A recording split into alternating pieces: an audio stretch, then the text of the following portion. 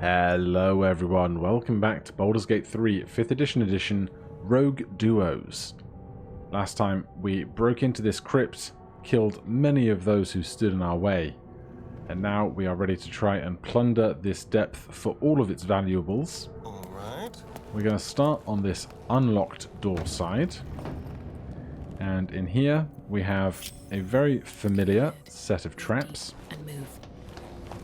So we're sending in Amunian instead of Astarion because Amunian has 35 foot of movement speed rather than 30 feet.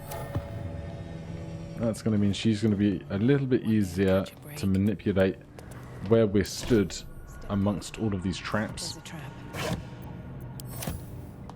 And we're just seeing if there's actually going to be anything else we want in this location. The last thing we want to do is end up over-encumbered whilst trying to make our escape from any traps. So a scimitar is light and finesse, 1d6 slashing damage, whereas a short sword is 1d6 piercing damage. I can't think of many, if any, occasions where slashing versus piercing damage is really important, but having two weapons that are 1d6 damage rather than 1d4 daggers does not seem like a bad time. So after those, we find the last sarcophagus here in the center of the room. So inside this, we're basically going to have one of two options in a moment. We can either make a break for the door, or we can push this button after we activate the trap. So we are not going to be encumbered if we take the Watcher's Guide. That's worth 200 gold at 2.7 weight, which seems fine to me. Then we really want to push this button. The game has put us in turn-based mode already, so we're just hoping we don't fall. And all is well. We can now bonus action dash. How much further can I go? Come out of turn-based mode. And that trap is all disarmed, no other issue to us. We'll pick up Astarion on our way by. And now we have the key for these heavy oak doors. These boots have seen everything. Then inside here we have a bunch of scribes. We can relieve them of their possessions. No sign of a struggle. And then in a moment, So subversive about their words that they commanded protection. once Astarion's finished his speech, we're going to relieve these guys of their weapons to make things a little bit easier for us in a moment. Now, we do have the advantage in the coming fight that we are both of elven ancestry, and these guys do like... That's Jurgle, scribe of the dead. Didn't think anyone still worshipped him. They do like to cast the sleep spell. I wonder what it's worth. If not over, then through. Now, Astarion gets some inspiration for his noble background. Never wanted the easy path. So we get to reroll one check later on. It'll be interesting to see if they ever implement being able to reroll an attack roll or a saving throw instead of just the checks. Moving in. We'll come do this back room while we're here. Now that's a lock that screams pick. This book is far lighter than it should be, with such a massive lock. So we have dexterity. Take our favourite lockpick and get to work. Seems like it's going to be our best option. DC 10 plus 3 dexterity. Nat 20 is all we need there.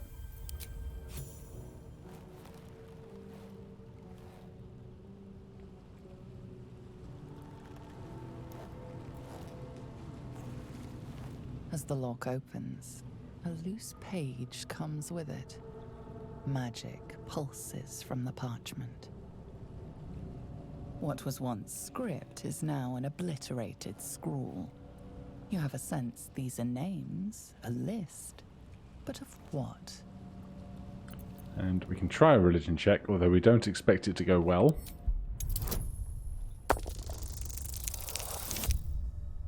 Yeah, that was never going to go too well, was it?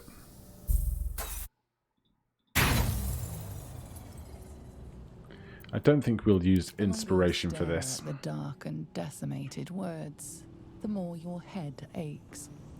There is no meaning to be found here. Yeah, we are not the smartest lot right now. But Amunian gets some inspiration for her background as well. Some more scrolls, as well as the scroll of Ray of Enfeeblement that we just got from the Book of the Dead Gods. Need to find a way forward. And with the looting done, Swift as my feet can carry me. we can head on over to the apex of this dungeon. Let's light every candle we can find along the way, just so that we can have the best vision we can for our attacks to come. Moving ahead.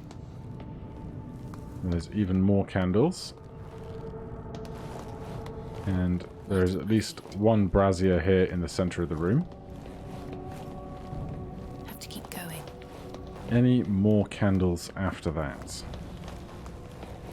Couple over here. Alright, and one more candelabra. At the ready. And then passing by the statues of Jurgle. To press ahead. Astarion not sure where he wants to be right now. Can't slow down. We'll see if our wisdom is enough to see this switch. That might be worth a look. Certainly was.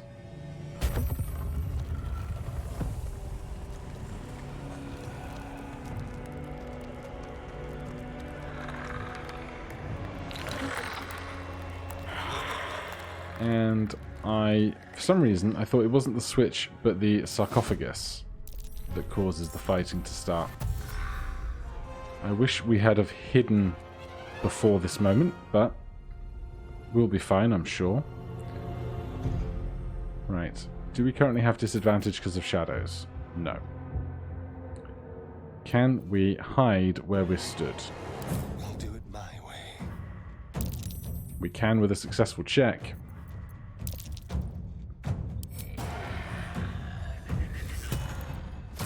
Alright, one down. We will step back. Even just step into the doorway a little. Now, this one is the one with the high HP. The one of most concern. Now, we can't sneak attack it unless we can hide. But once we get both of us within 5 feet, then we can start both melee sneak attacking it. So we'll attempt to hide. Right, time to skulk about. We have succeeded, so now we can sneak attack.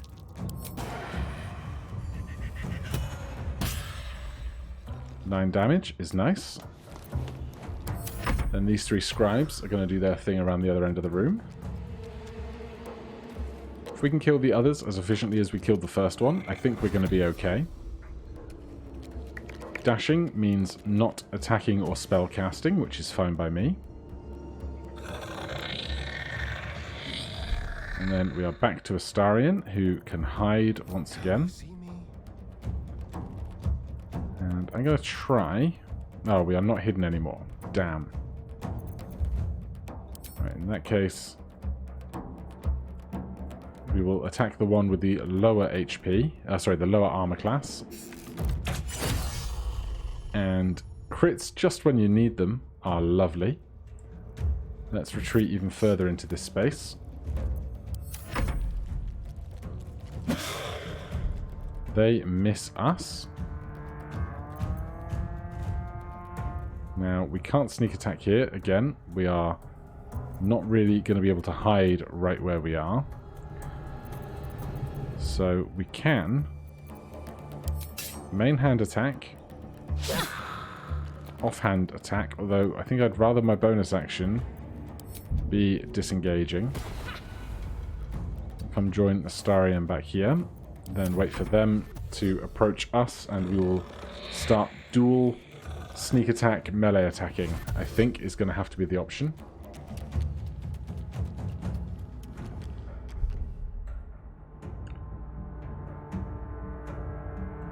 So from just here, The subtle approach. we can hide. And we can sneak attack. Come on then. How do you miss that, honestly? Right. He's now within 5 feet of a foe of his, an ally of ours, so we can sneak attack here. Even more missing is just terrible. 3 damage is 3 damage though. Now we're going to be quite swamped. And that is a bad spell to be the victim of. We can, of course, sneak attack. Must remember that bit. Oh, come on. Game. 1 damage against us. Right, there's 8 more damage and an offhand attack. Alright, Astarion needs a potion desperately.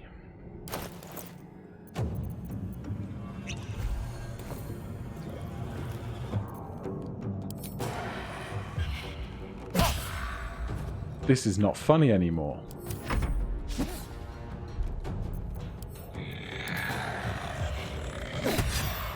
Offhand strike for 1 damage, please. Thank you. Alright, we will put ourselves in front of Astarion because we have more HP. Basically how we expected that to go. They dash in, which is good for us. It means we can put ourselves within 5 feet. And if we move up to here as well, then Amunion can step up, do her own melee attack. Offhand strike for 2 more damage, please. Critical miss. Let's turn someone inside out. Astarion back at the top of the order, though. Nope, he's bonus action.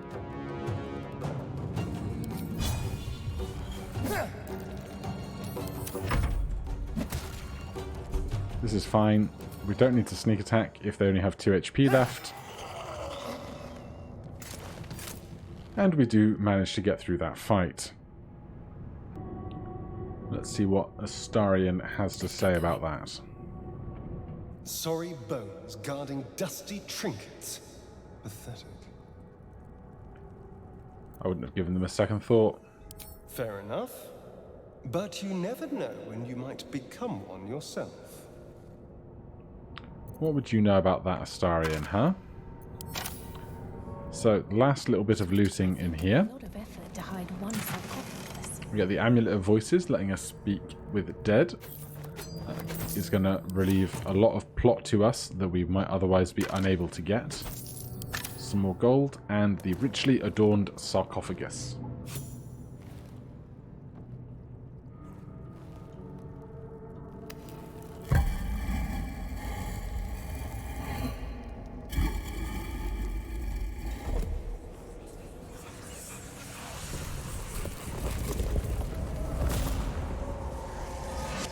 This guy still has a melted face.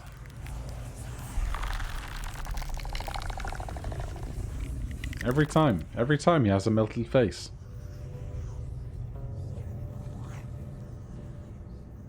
So he has spoken, and so thou standest before me, right as always. What a curious way to awaken. Now, I have a question for thee. What is the worth of a single mortal's life? Hold on. Bit spooked by the crawling out of the tomb pit thing. I am not the same as those thou hast slain, if that is what thou askest.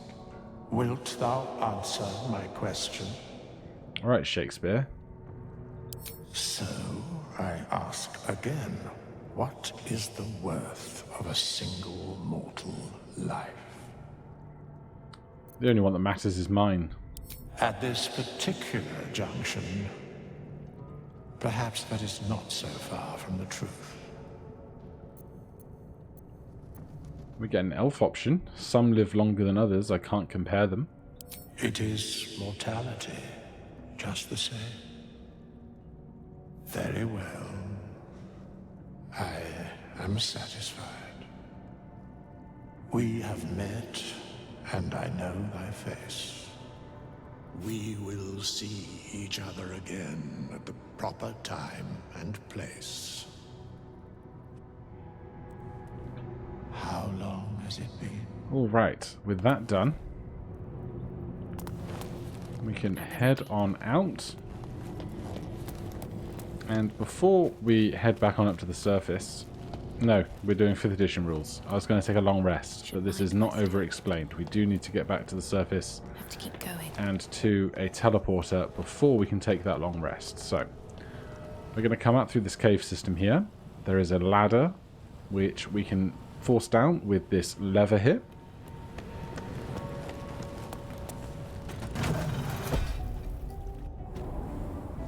Takes us back up to the top side safety. Just a step. And then we just have to navigate around a few bits and pieces. And around this corner, we can either get to where Gale pops out, although that's definitely not a fight I want to have right now. Or if we go around the corner further, we can get to a teleporter just outside the Druid's Grove, but not one that will be of a threat to us Over, then through. with regards to the fight that happens there.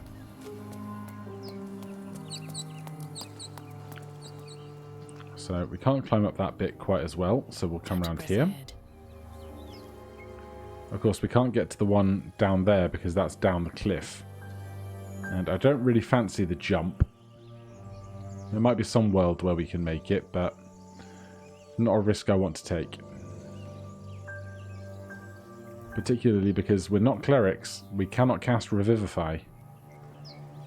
But just over here is that teleporter I spoke of. The shouting up ahead will have to wait for us. Be careful.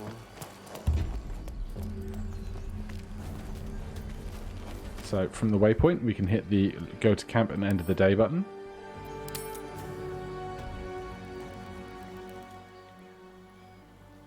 Return to our camp.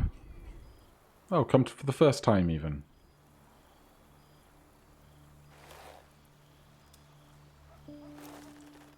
This seems as good a place as any to make camp.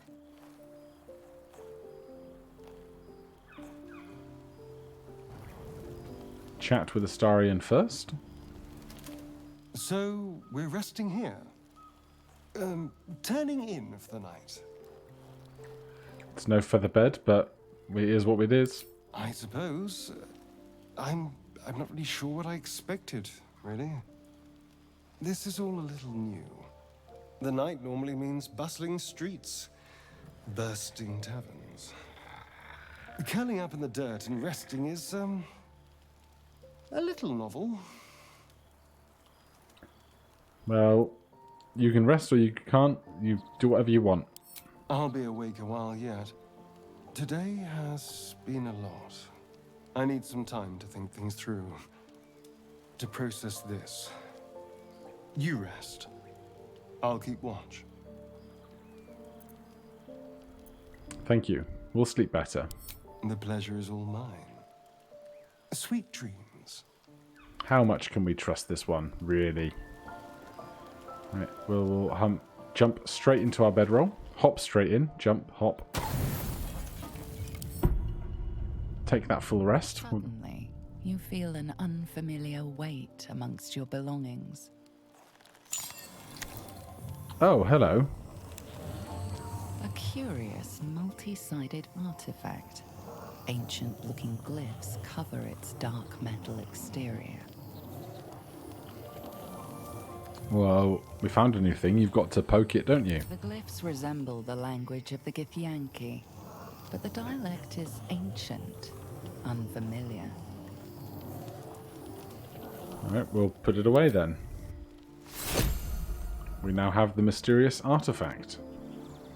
Of course, that was with Shadowheart, but we murdered her very swiftly. Nothing else goes bump in the night, so next time we are ready to have a rather large fight at the gate of the Druid's Grove. Now, typically in my 5th edition playthroughs, I take everything as it comes, and if we die, we die. That's the end of the run. That's how tabletop would be. But on this one occasion, I'm going to allow myself the ability to save, just to see if we can attack the tieflings and the druids, and if the tides will turn and the goblins will support us in that fight, because I've never tried at this stage, and I don't know if that's something that we can do. So if we can do it, we'll press forward, and if we can't, we will die and just do a reload, but that'll be the only time. But for right now, I'm going to say thank you ever so much for watching. If you enjoyed the series, please do consider subscribing or hitting that like button. If you have any questions or comments, you can put them down below. Otherwise, I'll see you in the next one. Cheers.